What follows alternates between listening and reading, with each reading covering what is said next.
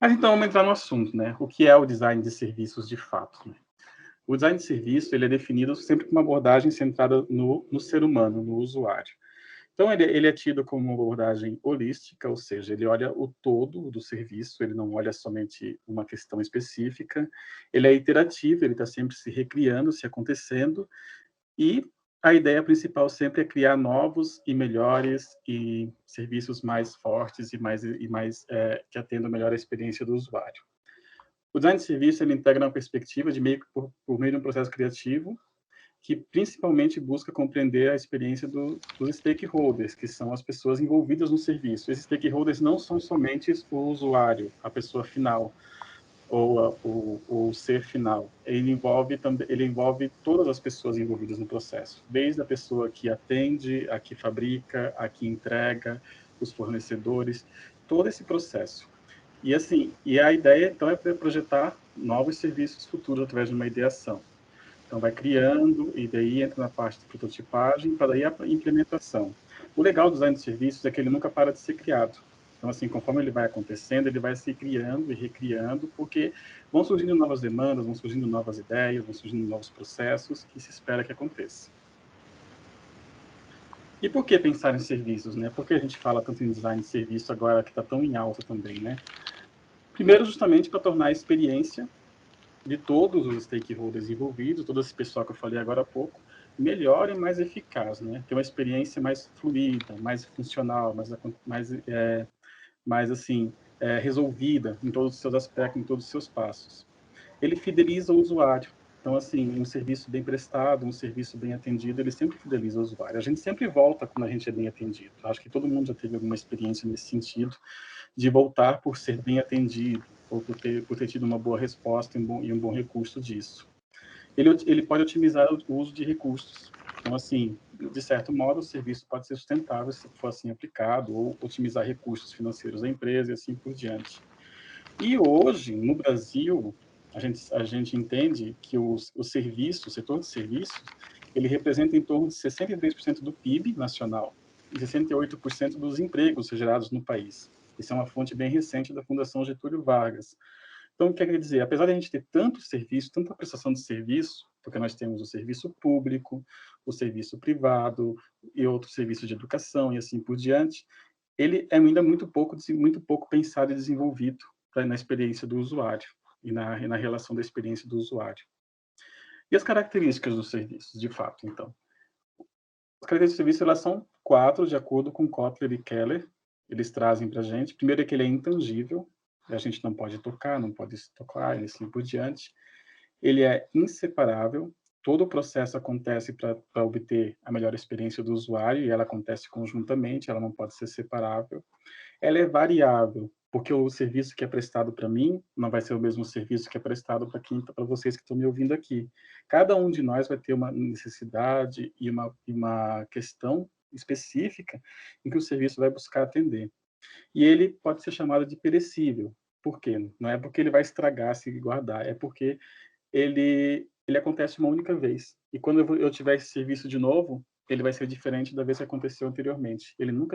Apesar de ter uma certa sequência, ele nunca se repete de fato. Aonde surgiu de fato, então, né? O design de serviço ele surgiu aqui esse texto ele fala que ele surgiu a partir do artigo publicado pela Lynn Shustak, o Design Services that Deliver, mas, na real, a gente pode dizer que ele surgiu lá quando surgiram os fast foods da vida e assim por diante. A gente conhece muito a história do McDonald's, o desenho no chão lá, aqueles desenhos numa quadra. Eu até ia trazer aquela imagem, acabei esquecendo.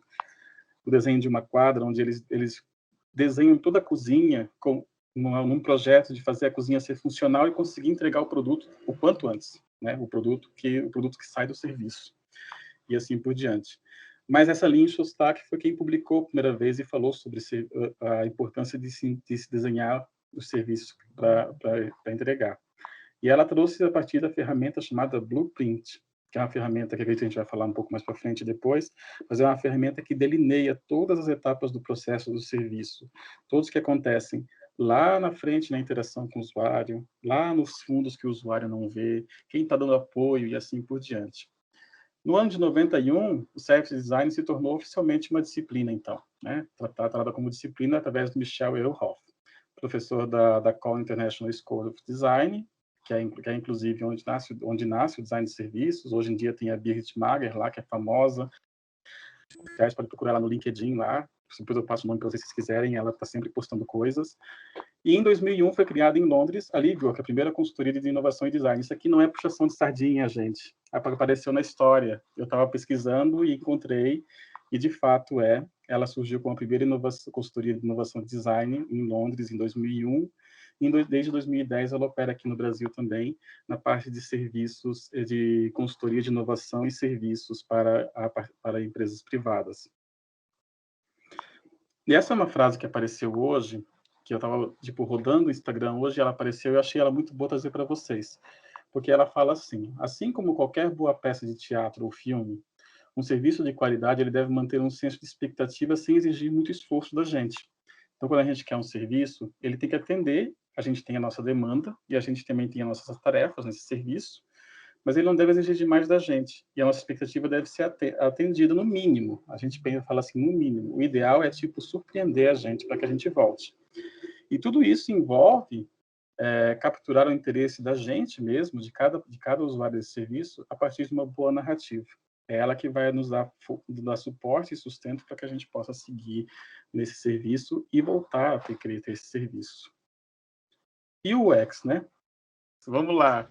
Então, eu até estava conversando com a Alessandra sobre esse tema hoje. Ele ainda é um tema bastante delicado, ele está bastante em discussão no momento, no campo do design, polêmico. O Nielsen Norman Group publicou um artigo em que separa muito bem quer separar muito bem os dois. É um artigo que eu particularmente não concordo com ele, mas é uma percepção minha, não quer dizer que seja geral. E eu trouxe essa figura, que também não quer dizer que está um dentro do outro, mas está ali um caminhando a partir do outro. Eu acho que pode caminhar dessa forma. Eu acredito que se a Alessandra quiser dar a opinião dela aí, fica à vontade, Alessandra. Me interrompa. Eu falei pro Jonathan até que é bem polêmica essa vista aí de um dentro do outro, igual a Matryoshka, né? Aquela boneca russa. Sim, sim. Eu não concordo muito, mas eu acredito que, assim, como um surgiu de um lado e o outro surgiu de outro, então o UX, o termo, ele surge lá no Vale do Silício, né? E design de serviço surge com a Lynn Shostak, que é uma da Escandinávia, né? Então, da parte da Europa ali. E os dois eles nascem em momentos diferentes e criam outras metodologias, eles se interseccionam, né? E têm ferramentas muito parecidas. Mas eu acho que dentro de cada empresa eles se acomodam de uma maneira. Pode ser que talvez alguma empresa faça assim, né? Entenda melhor hierarquias e melhor assim. Mas eu vejo que assim os dois vêm de uma maneira diferente, né? Não sei, eu vejo também o UX, ele é muito mais centrado no usuário e o serviço ele é centrado mais no contexto. Isso, eu acredito que essa tua visão também, assim, claro que a tua visão é muito legal, porque assim, ela traz uma visão de contexto. Eu já imagino mais o service design meio que abraçando, né? Ele é meio que o responsável por um campo muito maior ali que envolve muita gente. Por que eu falo isso? Porque como eu falei lá atrás, agora há pouco, o design de serviço ele se preocupa em não apenas pensar lá no usuário final, mas ele também procura envolver todos os stakeholders e entender cada passo desses stakeholders para que o negócio aconteça, né? Pode falar. Não, ponta a ponta, exatamente. Ponta a ponta, isso mesmo, desde o comecinho. Então, o service design, ele vai ouvir o UX, e ele vai ouvir o CX, e ele vai ouvir o I, e vai ouvir o design de produto, e vai ouvir também, no caso de uma pizzaria, vai ouvir lá o pizzaiolo, a cozinheira, a pessoa que faz a limpeza das mesas.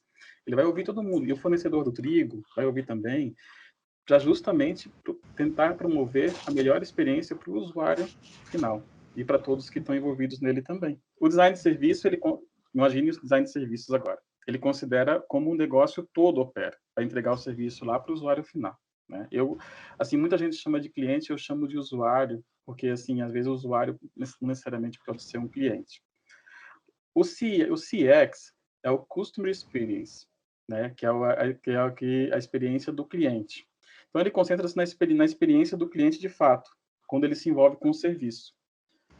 O UX, até se a Alessandra quiser me interromper ou quiser explicar, fica à vontade também, ele garante que todos os pontos de contato que sejam projetados para dar ao usuário essa melhor experiência, para que essa experiência aconteça.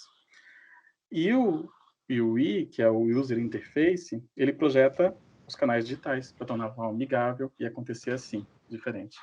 Dessa forma que possa tudo correr tranquilamente e seja fácil para o usuário. O Alessandra, UI ele trabalha com a interface, né? Então, isso. pega bastante essa parte gráfica também, eu vejo, e a questão das heurísticas, né?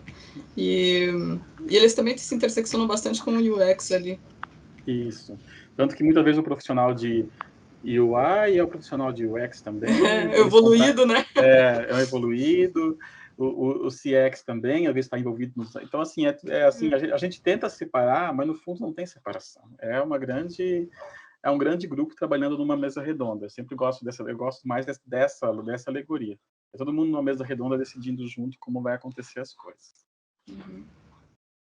Eu acho que a próxima imagem pode ajudar um pouco nessa questão de entender o todo, né? A gente trouxe essa imagem porque ela é como se fosse uma blueprint lá, que é a ferramenta da Showstack em 3D, né? Trazendo mais ilustrativo, na verdade. Que vem ali a jornada do usuário, então do consumidor, né? Que está comendo ali na frente, né? Aí a gente tem o front stage, que é essa parte onde as pessoas que trabalham no local interagem ali diretamente com o consumidor. E atrás dessa parede verde, então, a gente tem o backstage, que aí são coisas que o consumidor aqui na frente não vê, né? Então, o cliente não está vendo as atividades lá atrás, mas elas estão acontecendo e elas se relacionam, né? E aqui, por último, o suporte, então, questões de entrega, outros stakeholders que também trabalham e colaboram. Então, tem essa visão do todo mesmo, essa visão holística, né? De que uma coisa pode afetar tudo. Então, talvez alguém lá atrás não está trabalhando, não está dando certo com algum tipo de ingrediente, aqui no caso que nós temos um restaurante, vai afetar o cliente lá na frente. Então, o design de serviço tem muito essa visão, né?